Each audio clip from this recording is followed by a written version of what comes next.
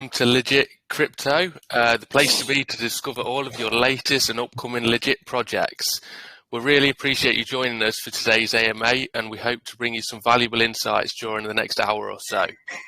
Today, we're excited to be joined by, I've forgotten how you pronounce your name already. Coeus from Hare token. So in terms of the structure for today, Coeus is going to do a 20-minute or so presentation and take us through his background, the token, the utility, and then we'll ask some questions from there and then open it up to a Q&A at the end. So Coeus, if you'd like to tell me a bit about yourself, your background, and take us through your project. Okay, so yeah, thank you for having me. I've heard good things about the lounge. I like what I've heard, so I'm quite happy to sort of dive in. As mentioned, I go by the sort of alias of Coeus, and I'm the co-founder of Hare Travel. Hare Travel is seeking to be ultimately the world's single largest travel platform. It's a very lofty goal. But we aim for the stars, and then we see how we do. In a nutshell, it's a platform where it doesn't just belong at the end of the journey, where you're going to booking.com and Skyscanner to, actually just, perform the final act of booking a hotel or flight. We want to get involved in every stage of the process. So that would include researching it, viewing photos, and then booking it with fiat or crypto, and then sharing your experience after. So it's an end-to-end travel platform, which to my mind doesn't actually exist in the form proposed. So with that said, it's a very lofty goal, so it makes sense to explain why I feel my co-founder and I are well-placed to deliver upon it. So forgive me, elements of this may not sound humble, but they are true. And when we have our sort of launch party in a fairly reasonable market cap, I'm quite happy to bring along a resume with me. Okay, so with that in mind, I have been programming for 25 years, and I've been sort of working professionally for 20 years. In that time, I've been a developer, senior developer, architect, CTO at a few companies, including one on the London Stock Exchange, a CTO in Dubai, and then since returning to the UK, I was a CEO somewhere, and then now I'm the CEO of what is going to become the Hare platform. From the technical perspective, I'm familiar with a very wide set of technologies in terms of PHP 4, 5, Prototype, MooTools, Backbone, Marionette, Angular, Ionic, React, React Native, AWS, Node.js, Hare, Express, Objective-C, Swift. So I'll quite happily let anyone put me to the test on any of those topics if they want. But if we just assume that's the case, I have 8 patents, and most of my time, the sort of first 8 years of my career were mainly focused in the mobile domain. So I've been quite fortunate to have some very successful apps under my belt, some very good contributions to some shared libraries that are now used by Instagram, and some libraries that were used by Facebook in their mobile app homepage. So a big technical background, and that's my strength. So it's always the skill I fall back on if I either need something to do or I need to sort of justify my involvement to newcomers. 1 second, Google is not liking me. Sorry about that. And in that time, so as being a CTO and all those other roles, I've always been involved in building platforms. So the Hare ecosystem, I wrote the contract. It's a very complex contract, actually, because it's upgradable. For anyone who's not familiar with that, because it's not as typical in the crypto space, what that means is I will be able to add new features or fix any bugs in the contract without needing to change the contract address. So I can amend it and improve it over time. And the reason for that is because I see my involvement with Hare as being more in the order of 5 to 10 years than the 5 to 10 hours of some launches on Binance.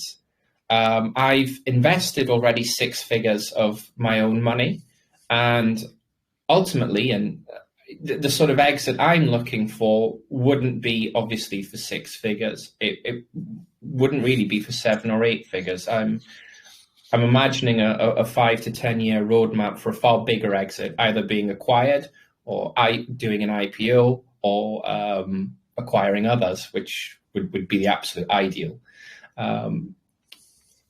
So that's a bit of my background, a bit of the hopes. Hare was actually first created in terms of code to, I was going to say code to paper, but code to Visual Studio in Dubai in 2020. I'd just flown back from Dubai, from Malta to Dubai, and Dubai went straight into a very strict lockdown where basically you couldn't leave the house without a permit, and you could only get a permit once every 3 days, and it had to be like, I'm going to get groceries and I'll be out the house for 45 minutes from 2 o'clock till 2:45. And if you're outside of those hours, you would get a big fine, and they would check you before you went into every shop. A very strict lockdown. What that meant was I was at home all the time, and I'm a programmer, so I started building the Hare platform. I did that for 6 months, and I wasn't intending on COVID. Well, I wasn't expecting COVID to last as long, and I was going to raise institutional investment after, because as part of my role as CTO in Dubai for the group of companies, I would advise them on their investments, and there was also a relationship, one of the Crown investment funds from Abu Dhabi. So I was going to approach them for the funds, but because of COVID's impact on the UAE, that fund were basically not considering any investments at that time. So I returned to the UK. So that was now sort of 3/4 of the way, Q3 of 2020. I then just took a little bit of a break. And then I started running a company because I was getting bored. And then in October, I left that role to pursue Hare full time because I felt the time was now right to pursue that again. The reason I'm going into slightly laborious detail about that process is because when this launches on Monday, because we have a pre-sale on Friday, which is tomorrow, and we have the actual launch on the 31st, Monday. This isn't something where the work for me starts on Monday on the development side. We actually have the pillars of the platform. I have an API service. So again, if anyone technical's listening in, there's 60 or so RESTful endpoints in that. I have the client, which consumes them, written in React. It's consuming almost all of those services. I have the backend layer that's behind the API, so that the database schemas, the cluster, the instances of RDS. All of this is up and running. The reason for the funding, the seed round, the private round, the pre-sale, is not so much for the monetary aspect. It does help. It eases the burden on me from having to provide those funds, but it also it offers a brilliant gateway into the fact that when we launch, we'll have a degree of market awareness. So it's very good. I'm getting to combine investors with customers because all of us, or almost all of us, I think, like to travel. And I think almost all of us as well, we're very fed up in COVID. And I think there's a pent-up demand for travel. And I think Hare should be able to grow into the demand and carve out a sector of that space by allowing transactions in fiat and Hare coins, and then we take it from there with like I say, very lofty ambitions. Just a few other points just to cover quickly. The taxes on the coin are 10% on buys and sells. Half of that actually goes back to the holders. So 3% of it is liquidity, which obviously helps support a floor in the contract. 2% is reflected back in Hare coins to holders, proportionally, obviously. And then the other 5%, there is a slight nuance in how that's been done. The taxes for that are taken in BNB. What that means is none of the Hare coins that we would normally have been reflected, and then having to sell, we don't need to do that. We won't get reflections, we'll get BNB. So we'll just hold, because I have no intention of selling the Hare holdings of the coin. But the BNB aspect of the taxes should help me finance the salaries of the business. The reason there's salaries in the business is we're not using contractors. We're not outsourcing this to, and I mean this respectfully, Vietnam or America or India or Australia or London, anywhere. It's not being outsourced. Everyone who works on the project and everyone who will be employed will be under PAYE. For people from the UK, you'll be familiar. That means an employment contract. We pay your tax contribution, you get a legally binding contract. That means you work for us. You can't work for competitors. It's a full-time job. It generally, as is fitting with the name of your group, it legitimizes the company. The access to the wallets and these sums, which I expect to become quite significant over time, will only be accessed by myself and the CFO. There'll not be the excuse of a head of marketing must be the most lucrative job in crypto, because they always seem to be the ones that run away with all the funds. Every rug pull is always the marketing manager. And it's like, why would you grant your marketing manager access to $200,000? Oh, he seemed nice. Have you ever met them? No, but his Telegram handle was smiley face. I was like, he is smiley face. He's got all your liquidity now. So we're running this like a proper business. So employees won't have access to the contract functions or the funds. They'll most likely not be on Telegram, because I'll be paying them to code, not to chat. I mean that nicely. I'm not a monster, but programmers are expensive in the UK and elsewhere. So I want to maximize that. I haven't mentioned much about my co-founder, so out of respect to him, he goes by the name of Dagda. He's Irish, but he's on the mainland UK. He used to work for me as a CFO, so he was reporting to me. He's okay with me saying that, and that's how we met. And we have a very good working relationship. He's joined me for some of the other AMAs from my office. And his background is very impressive. He's been a CFO or similar roles for 30 years. He had 10 years in the senior finance team at Ubisoft UK and a few other companies. And less impressively so, he's worked for me. But we have a brilliant relationship. So like I say, we're the co-founders. Another person that's important to the project at the moment is I have an art director. And she's doing fantastic work for us on the NFT side. So that is something I want to mention a little more of than usual on this AMA. But the art direction that we have for Hare, I did the original logo, but the art direction of taking that and turning it into a mascot for the crypto space, it's not for the consumer space, but to get us the stickers that everyone was telling me we needed, to get some art assets for the website, and then designs for the NFT. So we have a very strong artist, and again, she's not someone who is off Fiverr or I met through Telegram and she seems nice because she's got a picture of a Korean model as her avatar. There's all these things, and like I say, I'm joking about it, but they're all things that people almost come to expect in crypto of, it's a bit of a shit show, but if I can get in and out before the rug pull, or if I can get in and out with a 3x before it dumps, a week later, jobs are good. And I'm trying to approach all of this differently. Like I say, the seed round was 200 BNB.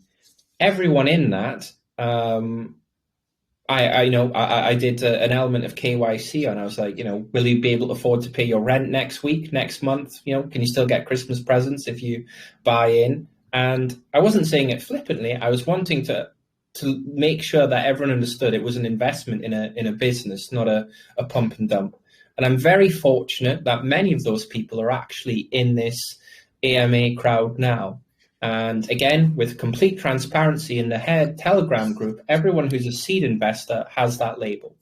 So they hold the floor. And then we had 200 BNB at the private sale. There was an element of KYC on that, not quite as strict, obviously. And then we have the 500 BNB whitelisted pre-sale on Friday. The reason I went for it being whitelisted is humbly, modestly, excitingly, the marketing side of me likes a little bit of, that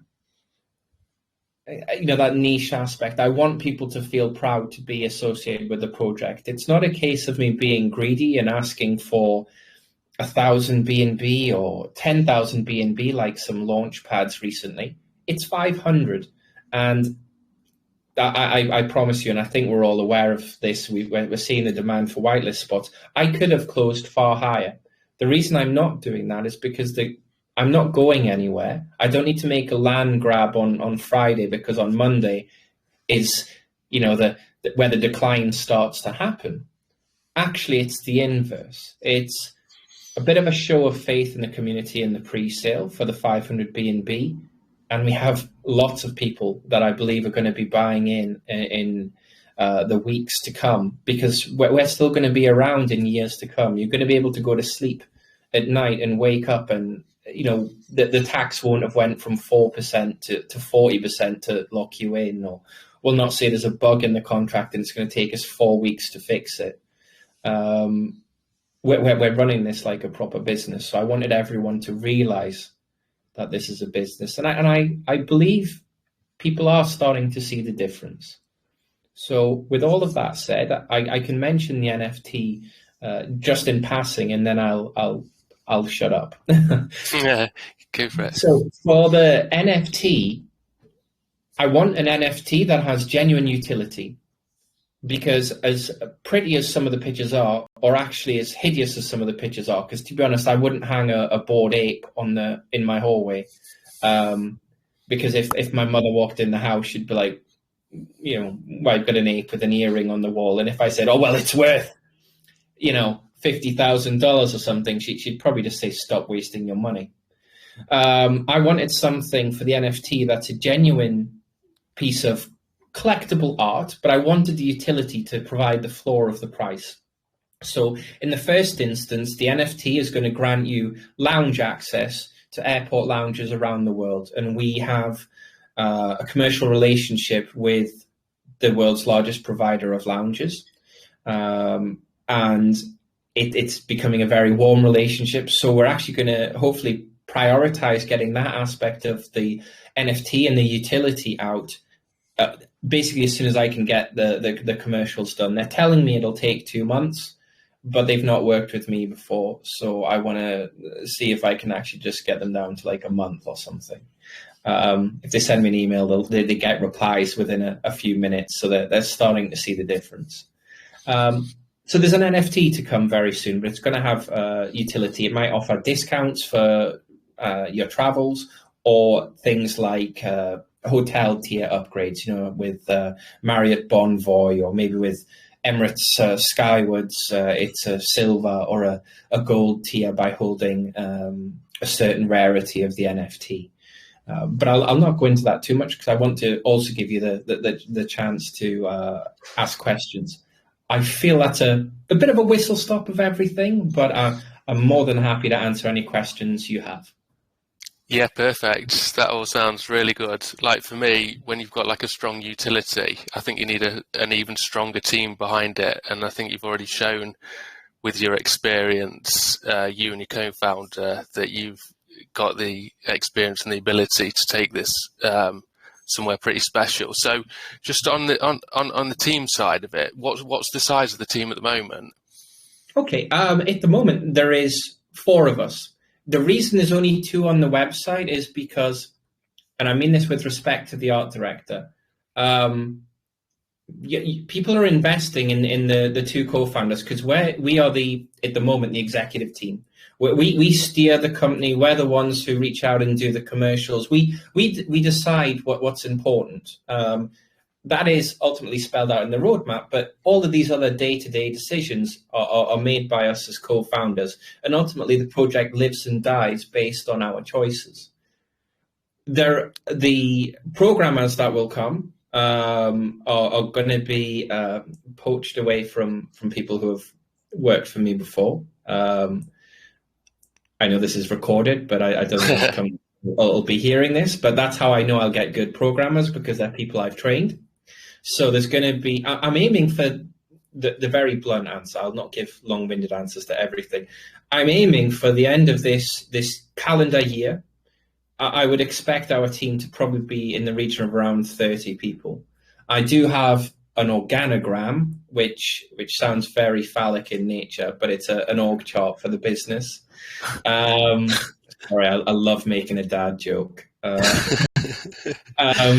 So I know all the roles I need, but that would generally be, I would like probably two back-end developers in Node. I would like a DevOps guy, someone to look after the infrastructure, the AWS side. Probably 2 or 3 React developers in the first instance for the website, 2 for the React Native app. They'll all be working under my direction. And then I'll probably hire a BDM, who's a business development manager. And Dagda loves an admin assistant. We'll need an admin assistant because he hates doing payroll and all the day-to-day. He's a CFO in the same way that I wouldn't want to be the guy installing Navicat or something on someone's laptop. He doesn't want to be the guy that's chasing up invoices and whatnot. We are, like I say, ultimately ran like a proper business. Cool. But like I say, at the moment, it's Dagda and I, but there are other people. Okay. And you're not doxed at the moment, are you? No, and I'm very transparent about that, which sounds odd when I say I'm not doxing. I am going to dox because, quite frankly, I am really proud of my career. And I know I sound like a twat when I say that, so forgive me.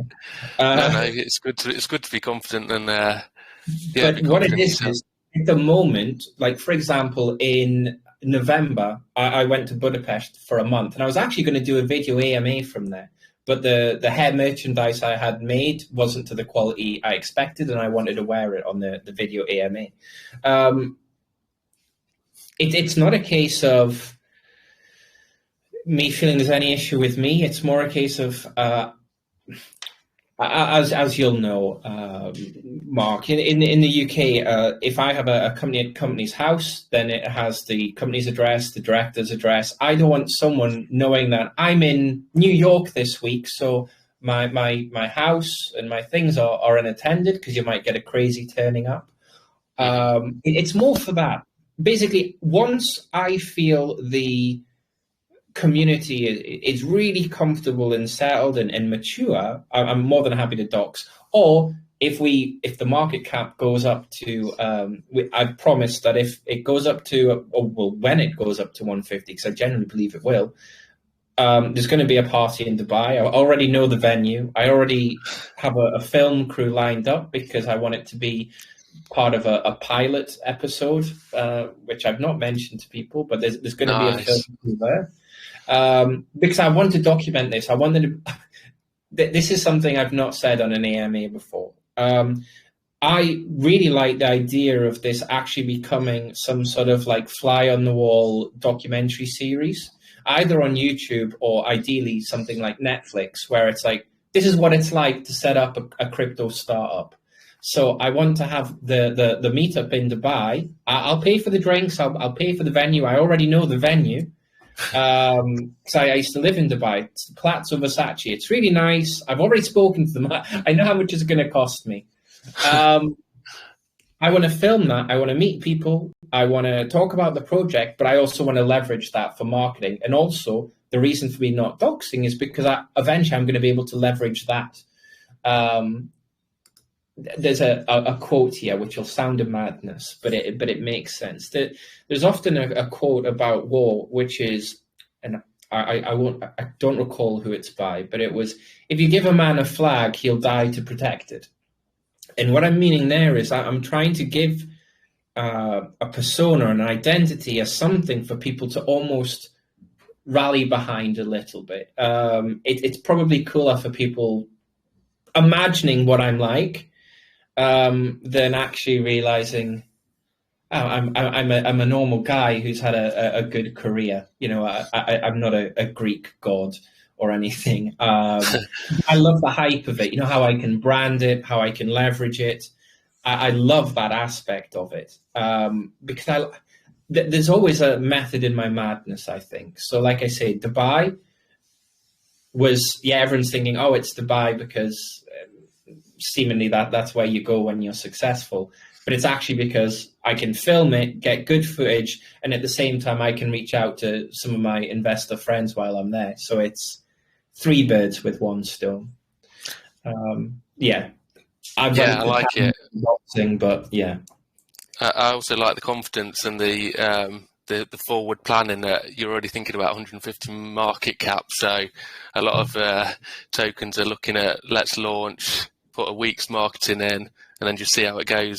I like the proper forward planning, and also the element of documenting and using that as marketing in itself, isn't it?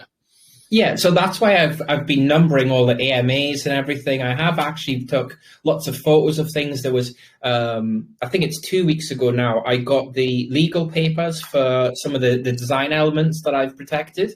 So I actually filmed the opening of the envelope. Well, it was 3 envelopes because there's 3 marks, but yeah, it was all about, and I was like, eventually I wanted to leverage sort of social media for a bit of that.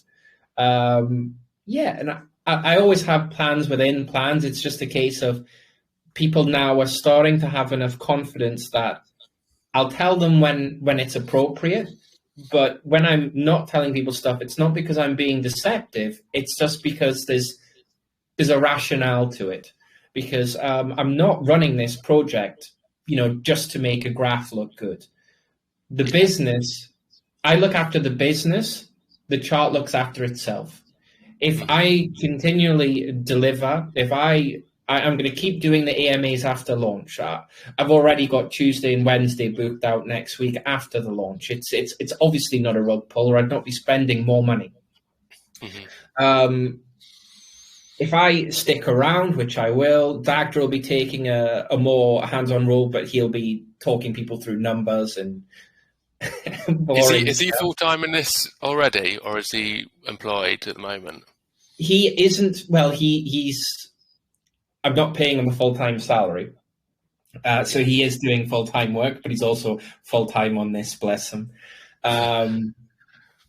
Whereas I'm slightly more fortunate that I was able to sort of down tools in October and I've been working at least 100 hours a week since October on this. So I did the website. I made that graphic that's on the screen just now. I screenshotted that in the iOS simulator. So that's not a mock of the app. That's actually a screenshot. I put the site together. I put the white paper together. I used Keynote.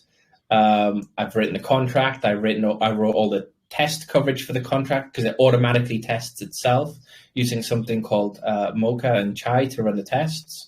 So I've been a busy bee, but it's all because of the long-term value. I believe in, if I'm going to do something, I want to do it properly, but equally I'm going to do it sort of in my own time. A lot of people would tell me to do, stickers they wanted in the first week. And I was like, yeah, but I don't want shit stickers.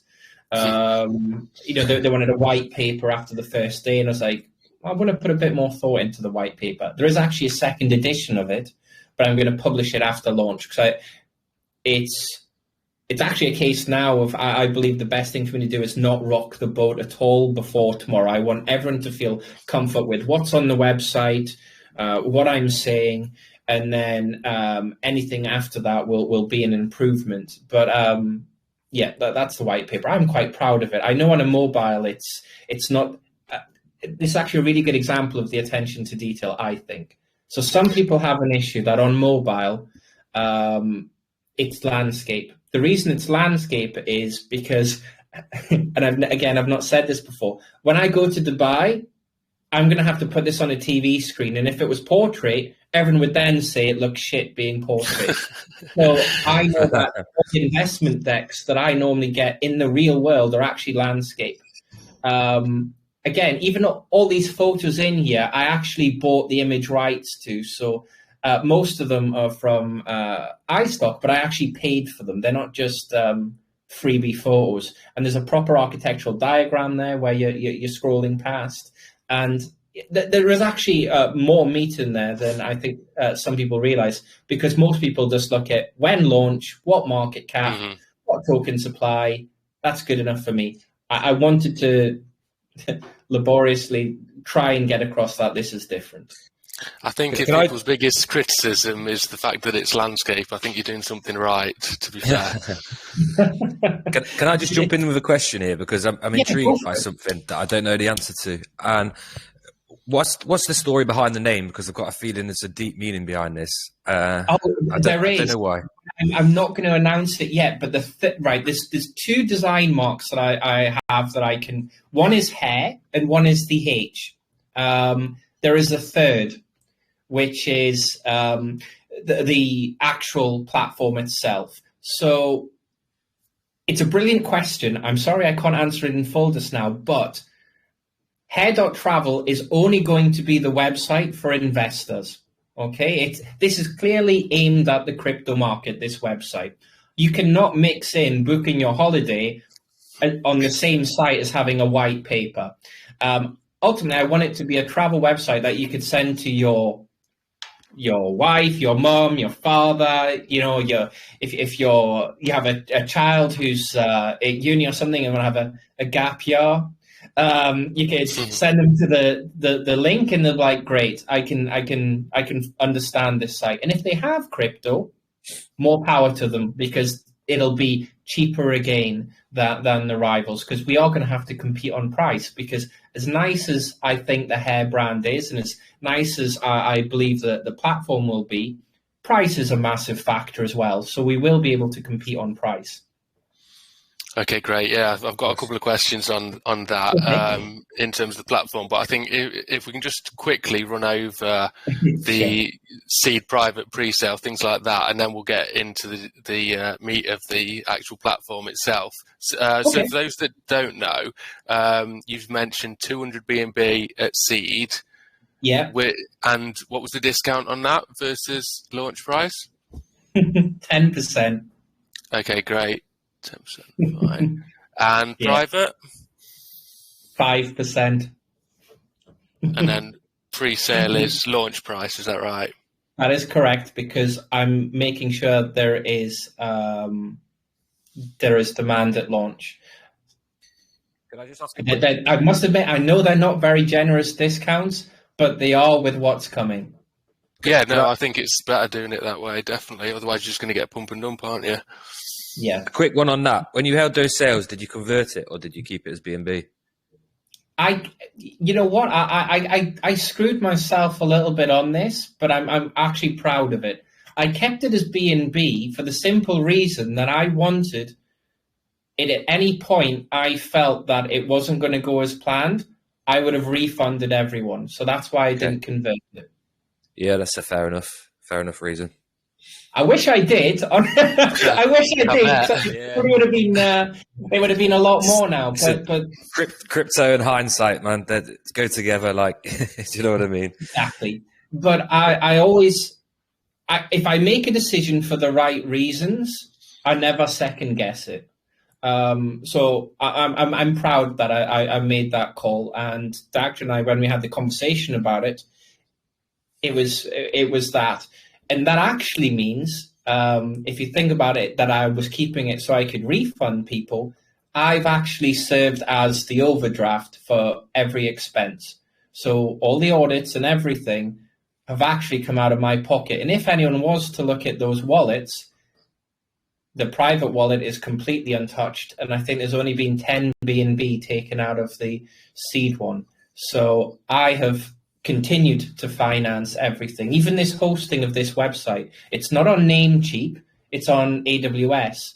The .travel domain isn't £6 a year, it's £100 a year. And I registered it for 3 years because I'd seen some audit kick off that someone had registered a domain for a year.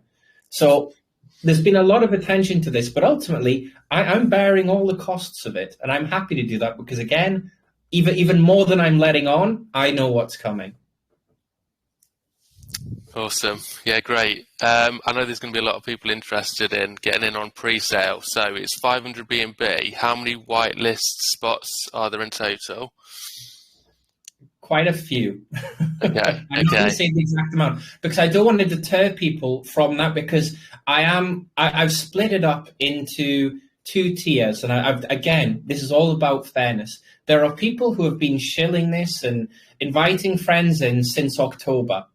They deserve a slight advantage in trying to get into pre-sale, but there isn't enough people in that to fill the whole pre-sale. Then I'll add everyone else. And there'll only be maybe half an hour or an hour difference between adding the first chunk and the second. I just thought morally to myself, the people that have been shilling for weeks, they deserve some slight advantage over someone who's heard about us today. And it is all hyped, but ultimately, like I say, I have to reward people who stick with it and work for it. And all of those people that don't get in the pre-sale, I hope they still invest at launch, obviously, because this is going to go somewhere. And I would love the community to actually help me put some faith back into BSC. If Hare does well, sorry, my last soapbox bit. The reason I chose Binance is actually because it makes sense. All my community were trading on the Binance network. It has low transaction fees, but Binance have brilliant reach. Okay, but at the moment, all the projects they're being given to potentially market are humbly quite shit. They're not going to get on a stage in New York and say, "Wow, this 15-year-old." has launched a coin called, today's one is what, McDonald's Inu. and on the first day it was worth $1 million. And then someone in the audience go, yeah, I put in at 1 million and then they ran away with the money. Or the next day it was worth 20 grand. It might go on to do billions and I'm going to regret this. But it's not a shit token that Binance would be ashamed to present. Humbly, I don't feel I'm someone that, if they were like, we need someone to do a keynote to talk about why they chose Binance, I'd be like, yes, please. Tell me where. Tell me who to speak to, and I'll get on a flight. So I chose Binance for that, because if we can continue to build the support and following that we've got, I think Binance will want to use us as a poster child to show that real projects can launch on Binance. And also in the market, when SafeMoon mooned, it brought a lot of investors into BSC, for better or for worse.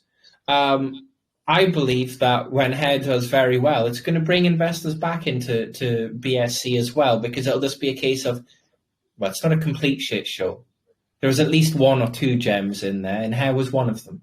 So it's one of the things I've been saying to the founders of other projects, because I've been given advice, or they've been giving me advice. One of them is, by helping me, you're helping yourselves, because I'm trying to do something good for the space by showing a better path, which sounds almost religious, and it's not. It's just, I want to make money from this. I want you all to make money from this, and this is what it takes. Just before we go a little bit further, can I just go back to previous subjects about pre-sale? Yes. Am I right in thinking you haven't said what time the pre-sale is or the platform? And I'm presuming that is because No, it is DX sale. Okay. The reason I went with DX sale is they're more expensive than some of the other ones, if not all of them.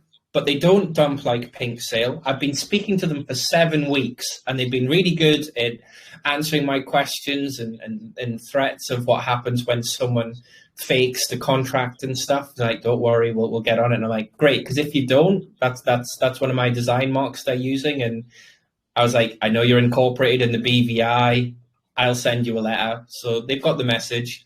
But like the funds for that, for the costs of launching, that comes out of my pocket, not yours. But I know the DX sale platform, most people will have used. There's videos on YouTube about it. No one's going to be like, who the F is this platform? Because it's called, I don't know, Banana Pad or something. Or, they all sound like a feminine hygiene product now. So at least DX sale is tried and trusted. It launched 12,000 projects, and I'm the one paying for it, so it's there. So it is on DX sale. The only reason I'm not saying the time is because I want it can't get botted, but I don't want it to be a free for all, and I don't want people to be so panicking to get in because it's at this exact time that people make silly mistakes by potentially investing in the wrong contract. I'm doing this to try and keep a little lid on some of the chaos that might ensue if I said it was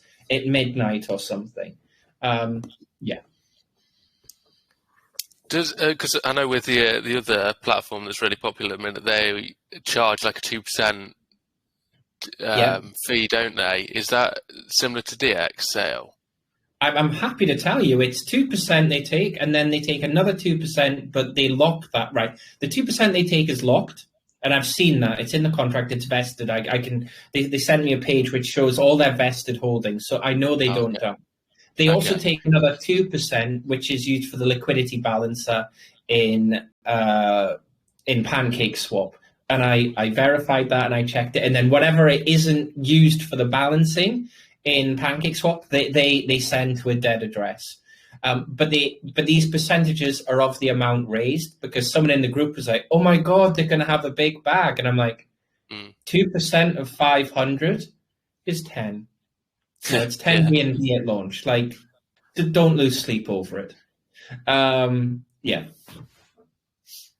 Yeah, that's fine. And then a launch and stuff, obviously, you said that you'd created your own contract and stuff, so you're obviously confident that there's no issues there in terms of, because there's been plenty of launches recently where, we've had to do relaunches, there's a problem in the contract.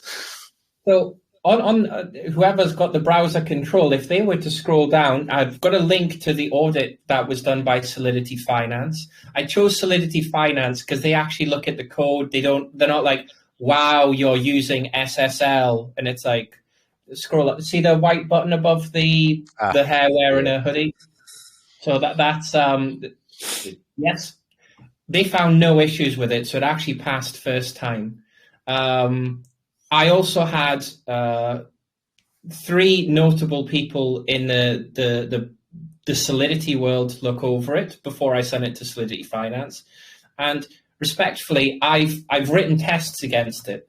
And actually, what I'll do is I've got it on my screen, so I'm going to take a screenshot and drop it in the chat, and you'll know it's real because the screenshot file name will be from. You'll just heard my screen ping because I screenshotted it. I will show you what this contract has that I've not seen from another contract. What I've just pasted into the chat is automated tests. Every function in the contract is ran through an automated test. Every time I made a change to the contract, I checked every one of these, and it takes 7 seconds to run all of those tests. And I've done 2 full test runs of the pre-sale. So I've actually deployed it, ran through it, locked it, had a pre-sale that other wallets of mine entered, finalized it, got the tokens. I tried transfers between them, and then I listed it on a swap platform and ensured the taxes worked. So I'm as confident as I can be, but there still might be a problem. And if there is, it's upgradable, and hopefully I can fix it quickly. Perfect. Good answer.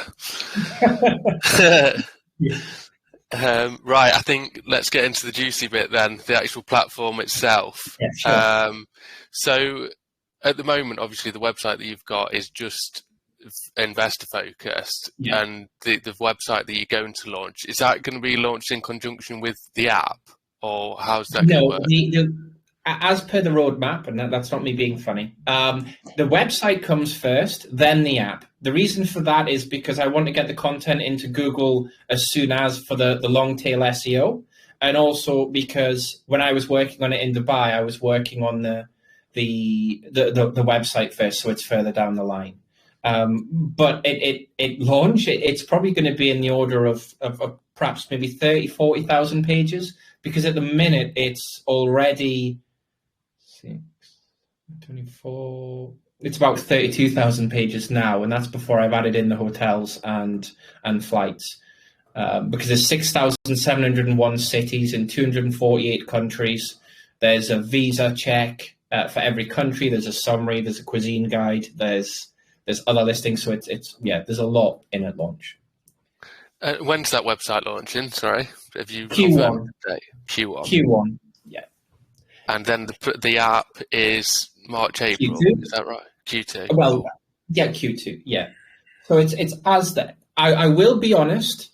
I was expecting to have the pre-sale at the start of January. So it's a little behind, but I'm not changing the targets because I still believe I can get it out in Q1. It'll just be more late nights and a few pizzas given to developers to keep things on track. But that is the plan as it stands.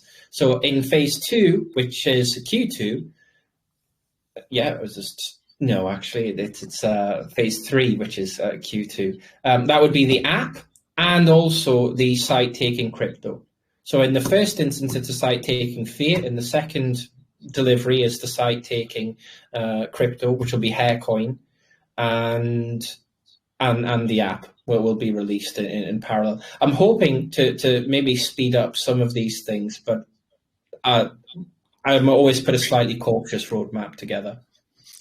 Okay, and then in terms of the actual content of the website, you said there's 30-odd thousand pages. Like things like booking hotels, have you partnered up with somebody? Yes.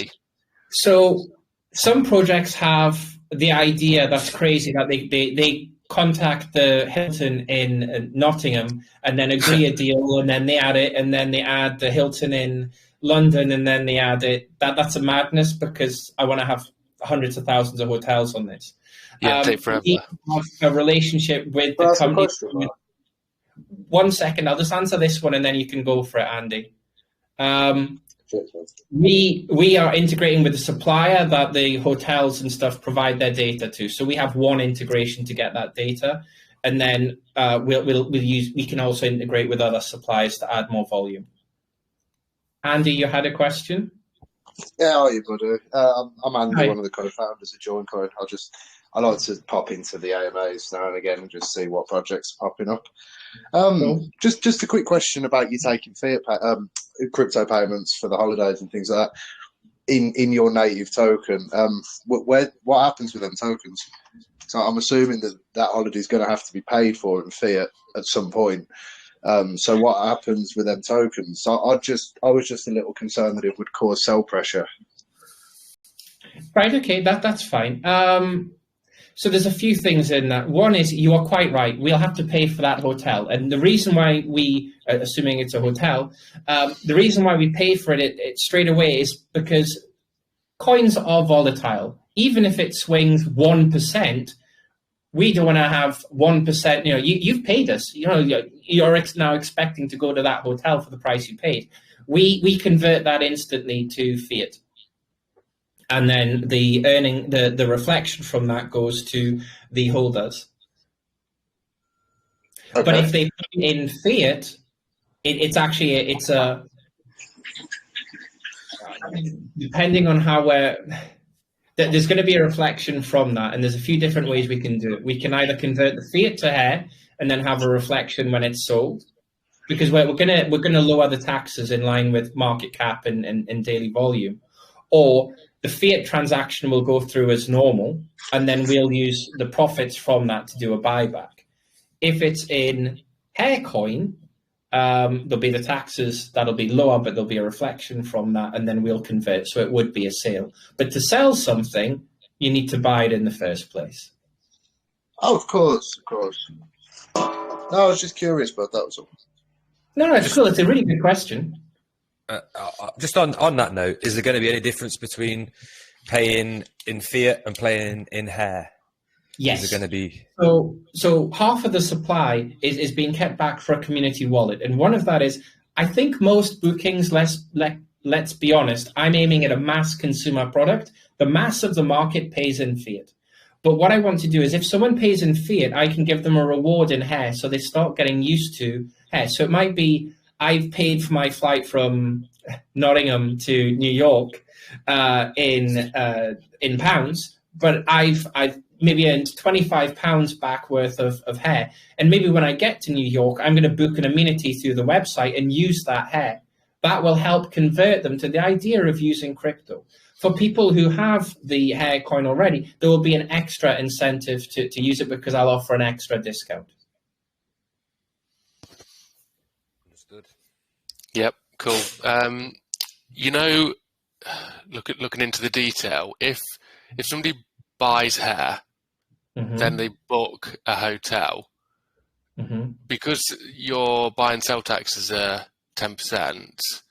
Yeah, by the time the platform launches, they'll be lowered. So I forgive me. I mentioned just before that the taxes will lower in line with either the daily volumes, but before the platform's out, because I want it to be a low tax thing. But also the second that holiday bookings go live, that the taxes will be lowered as well, because it's part of the, there is a cost to that. But even so, with the taxes in there, because of how I'm building this to be a fairly lean business, we'll still be able to compete on price.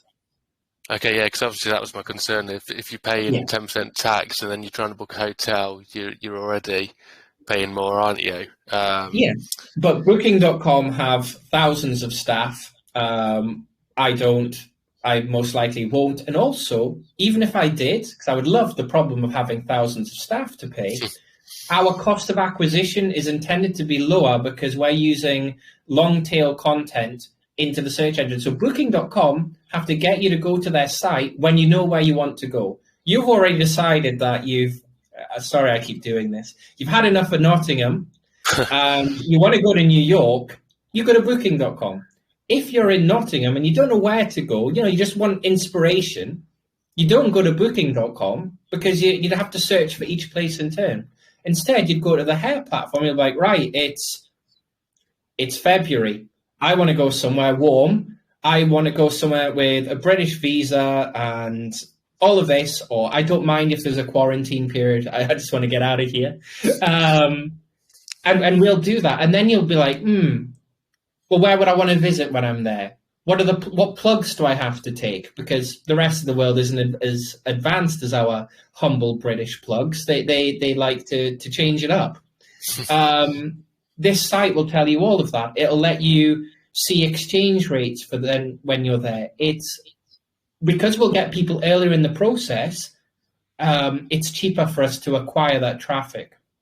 So that's is this all through integrations and partnerships that you're able to? No. You build it up. No, that bit's already built. I've already got I've got 55,000 airports in our database. Like I say, I've got 6,701 cities. For all of those, I know the longitude, latitude, the IATA code, the tier of airport it is, the operators that fly through it. I have 40,000 data points on. And I put this to the test in the group. I said to my group, give me a country. And I think someone picked like Malawi or something. And I was like, here's a map of where you can go to right now with a Malawian passport. So I have all that data. The fixed long-term data is already there. I'm going to be adding in the ephemeral data in terms of weather and whatnot over time. I'll try and answer all the rest of the questions super quick, because I want to give you all the answers that I can. Cool. Yeah. No, that all sounds really good. Sorry, did you have something, Toby? Yeah, just touching on the IATA thing. What regulations are you going to have to abide with regarding? Obviously, ATO you probably won't, will you? Because you're not actually supplying the flights. But in APTA as well, are you going to be going down that route? So we will in some instances, because I have looked into this, rest assured. I'll answer as quick as I can. ATOL is, for anyone else, it's a government scheme, which means that if you book a holiday, it's protected. For the government to protect a holiday, it means that you have to have either a certain amount of funds in custody to cover the cost of all these flights from Nottingham to New York, or you have to act in a way that makes sure that the holidays are paid for. Because we're transacting and we're paying for the holiday at the point of sale, that helps us abide by that. But then the rest of the pressure is ultimately on British Airways and everyone else to make sure that they actually fly there. So we will follow those guidelines where appropriate, because we're going to be a real business. We're going to have a trading license. We're going to have agreements with these people. So we can't cut corners. And in terms of regulations and handling information, obviously in the UK and Europe we've got GDPR, which you're obviously aware of already and stuff. And I presume you've put all those systems in place in terms of are you acting as the the DPO, Data Protection Officer? Don't worry, I follow all the acronyms. For the moment, I am the digital officer for that. Now, in terms of the regulations, for GDPR, it's very modest. All it is the ability to erase personally identifiable data. Sorry, I'm speaking fast. I want to try and get this answer in. The ability to erase personally identifiable information to make sure that the information we capture is appropriate and proper. And then the other important regulation, which wasn't mentioned, is things like Pci Compliance, which actually is the storage of credit card numbers and whatnot. We don't need to abide by that one, because we're using the Stripe merchant gateway for fiat, so they store the card details. So that means as long as they're PCI compliant, and they are because they work for Deliveroo and a lot of people, we don't have that regulatory burden. But ultimately, because of my background in the casino industry and everything else, if I made shit platforms that didn't follow the rules, I would be in jail. And I don't mean that as a horrid way to answer your question, but I just reeled off all the appropriate legislation there, probably too quickly, but I'm very comfortable with it. Yeah, no, that's fair enough. It sounds like you know what you're talking about and stuff, and you've got all the systems in place, so that's fine. No, it all looks really good.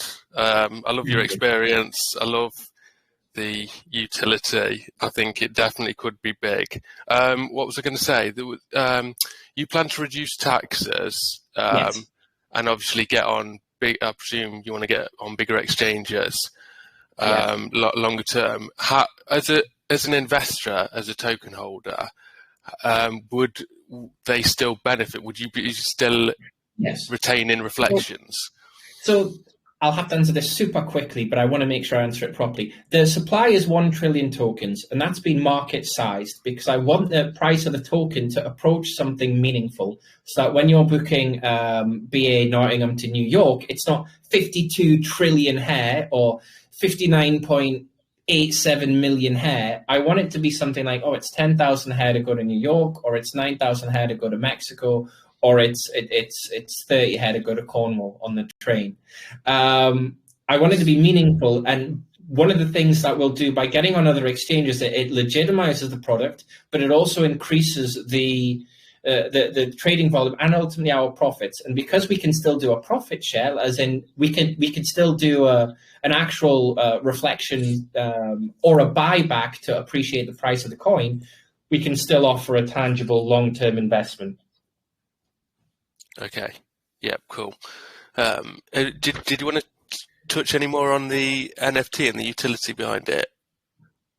I don't think I'm going to have time, unfortunately. Yeah, sure. I'm happy to come back next week or whenever you'll have me. A busy One man thing tonight. I mentioned to your group is, I've got 4 hours of AMAs back to back. Okay.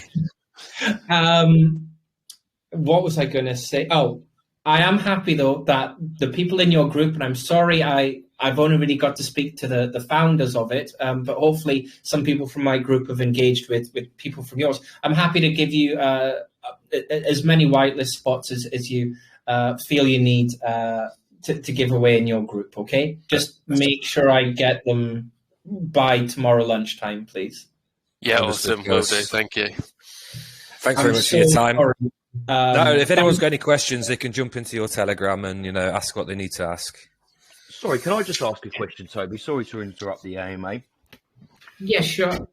It's just when you touched on the trading license, buddy, and the UK registered company, at what point are you going to be applying for these licenses? So it's not actually, at the moment, I'm running this through one of my existing companies that I always put my tech startups through. Beautiful. Do you mind just asking what company that is, buddy? Unfortunately, yes, because that would dox me, because you just go into company's house web check. Oh, right. Okay. I've only caught the end of this AMA, buddy. Sorry. It's okay. But I have an AMA now, but I'll answer this really quickly. I've still not... Dr. and I, my CFO and I are still looking at which country we would like to incorporate for the full crypto operation. It's more than likely either going to be Estonia or Portugal. I did consider Dubai, but after living there for 4 years and seeing the general shit show of the knowledge fees, because they don't tax you, they just fuck you with different fees. Forgive my language. So if anyone's been to Dubai and tried to run a business there, the word knowledge fees will ring true to them. So I will make sure that in whatever jurisdiction we pick, it'll be appropriate to us and we'll abide by it. We did consider Switzerland because some of my hopeful institutional investors liked that idea. What they didn't like was the 180,000 euros a year cost of a crypto startup in Switzerland, but we did look into it, which is why I was able to get that number, because we'd be trading over 250k a year. I've researched this. Fantastic, mate. Yeah, and I'd expect you to as well. Yeah, I know, because I treat everyone's money seriously, very seriously, but equally I've got 6 figures of my money in it, and I take that very seriously too. Yeah, fantastic. Well, thank you for clearing it up for me, buddy. And I wish no you all the worries best for your project. Thank you very, very much. If you have any more questions, you can either ask me in DM or you can ask in the Telegram. I will promise I will reply to everyone's questions in all of these AMAs before I go to sleep tonight. You're good, awesome. Man. Thank you very much for your time. Thanks, guys. I need to dash. Bye. Yeah. All the best with the launch, okay? Thank you very much. Bye.